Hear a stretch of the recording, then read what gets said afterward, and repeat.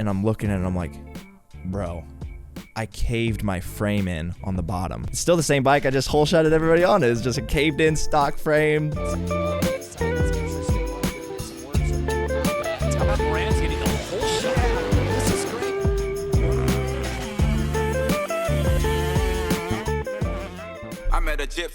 You're doing outdoors as well. Like, have you ever thought about not doing outdoors and trying to like consolidate all of your effort into like a good Supercross season, and then like build you, because you're so limited for time, it's like just spend all outdoors, like training for Supercross, trying to get better, trying to progress, like take the steps from like the riding perspective, and then do like the business side of things as well, like getting all the decks and then like just fully focusing on that outdoor series? Or like, what's your thoughts around that? I'm definitely behind it. So last year, it's going to be it's going to be kind of the same thing as this year, right? So I would love to.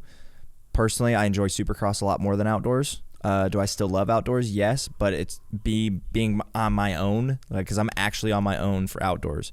My team is maybe thinking about doing outdoors if they can get enough, outside support plus enough riders to do it. It's more or less just a privateer dude coming in, pay X amount of money, get your stuff transported to each round kind of deal, which works super well for a person like me that has a program like me. But Chris, which is the guy that takes me to the line at every round, he's not doing outdoors. So he'd be sitting the trailer and then a truck, somebody else driving it. So I've got to figure out if that driver could maybe help me on the weekend, so then I'm not having to fly a mechanic to each round. Or like last year, I kind of got the fans involved a little bit, just had different people at each round help me as a mechanic, and then filmers and whatnot too, because my filmer ended up getting hurt. And so, dude, like, it's tough. I would love to not have to do outdoors and put that focus in. However, for me this year, since my van whole situation went down, and then my goal this year is to get a new van for next year, it's probably going to have to race so I can make money to pay for that van kind of deal. Yeah. Unless there's a sponsor out there that wants me to wrap it in their logos and they give me a van kind of deal. So that's the situation. But I would love to do World Supercross as well. I obviously excel at Supercross, the starts, I'm a very consistent rider, I would like to think. Obviously I haven't proved that when I'm up top in front and whatnot, but that's because that's new territory for me. We're getting there. We'll figure that on out. But yeah, pretty consistent rider. So Supercross plays in my favor a little bit more when it comes to the technicality side of things, because outdoors, all of us growing up, not anybody, but most people can just rip an outdoor track without having to think about it. So the competition's a little bit tougher. It's a little bit harder to separate yourself, and it's way more work, way more wear and tear on the bike, way more work, wear and tear on the body. Yeah. So yeah, I guess a really long answer there. Sorry. But yes, I would love to do that. Don't know if I have the budget and the funding to do it, because it's a lot easier for me to go racing and make money than, trying to focus on just the training and making things better when it's just a one-man show. Yeah.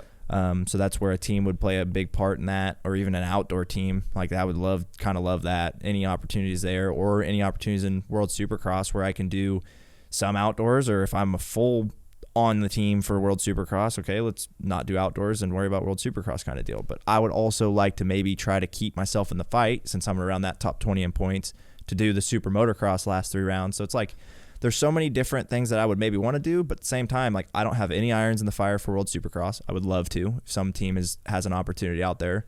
Don't have any irons in the fire for outdoors, as far as like a fill-in ride, like, that'd be super sick. I was actually about to head down to the Husky team, or the Husky compound or whatever, before I came out here. Just ended up not having enough time, but like, they may need somebody for outdoors, so that may be a fill-in situation. But it's going wherever you have an opportunity. And for me, this off season, my goal is to get a new van and make a new van work, so then I'm not having to stress my van shitting out on me again to an extent.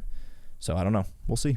Yeah, I think maybe I can I can probably just at least put you in touch with the World Supercross guys to see like if there's any opportunities, because I think for me it just seems to make a lot of sense for you to just focus on the Supercross stuff, because I think just the fact that you're so young as well in the 450 class, and like doing really good with so little in a sense, and the fact that you just don't really get to ride that much. Like there probably is, like you said, a lot on the table when it comes to just the way that you can progress as a rider with kind of the right opportunity. But it's so hard. Like, it's so hard. That's such a cart before the horse kind of thing, you know, like that you've got to prove that on your own. Like, yeah, the potential's there, and it's like it's easy to say. Same as me. Like, I always say to people, like, man, if I could actually sit and do 4 podcasts a week, I'd be fucking chilling, you know. But it's like, okay, well, you should do that then. And I'm like, yeah, but I got to do this and then this. So it's like that's just the nature of, you know, like this game in a sense. Is like no one's just gonna give me a check that would like pay for this, and then that's the program sort of sorted. So yeah, I don't know, man. Maybe the World Supercross thing is like a good option if there's like a team out there that needs a solid guy. Because I think like if you could really focus on, if you had the ability to focus on your off season essentially, and you know, get the new sponsors and get the, you know, the van dialed and actually put in the work to get better at riding, you know, because that was one of the things that like it sort of stands out to me when you ride, is like you actually just look like an athlete as well. And it makes sense when you said you did wrestling and played football in high school. So it's like, I think your athleticism is almost like getting you to where you're at now in a sense. And it's like there's probably a lot of bike skill and bike time there's probably a lot that bike time would do in terms of like skill and speed. Absolutely. And like even so, another, like the biggest thing for me too, which, you know, I love my suspension people as well, but I don't have anybody at the races for suspension, right? So when I literally, like, I'm sure there's videos of it, or I know we have videos of it, when I pull in through qualifying, I pull in most of the time, I grab my screwdriver from the mechanic, lay down on the ground, adjust the rebound on my forks, whatever. Like, I'm doing, and I'm kind of guessing what I think I need to change for suspension stuff. That's one thing. Like, I would even love to, which obviously, hopefully, I'm kind of opening Roger's eyes and some other the people's eyes and whatnot, kind of starting in front of their guys here and there, but is just having help with maybe suspension, right? So like, they don't have to do my suspension unless they have time. Obviously, they have a lot of people, but as simple as, yo, can you just watch me and give me some feedback with what you think I should do? That's the biggest thing for me at this point, I think would be a massive help that wouldn't be a major burden on anybody, is just something like that. So there's just so many different levels to this when it comes to what we can do or what can be done. It's just like you said, just getting in an opportunity and finding the time to make it happen. Yeah. I think, definitely, like the Super Motocross playoff thing is interesting too.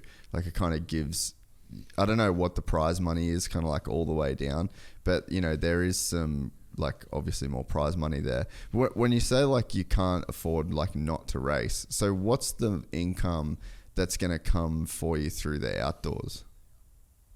So the biggest thing for me, right? So like Patreon, for an instance. Yeah. There's X amount of people. Obviously, you see the front fender. There's a lot of people that are paying to be on the front fender because the bike is racing.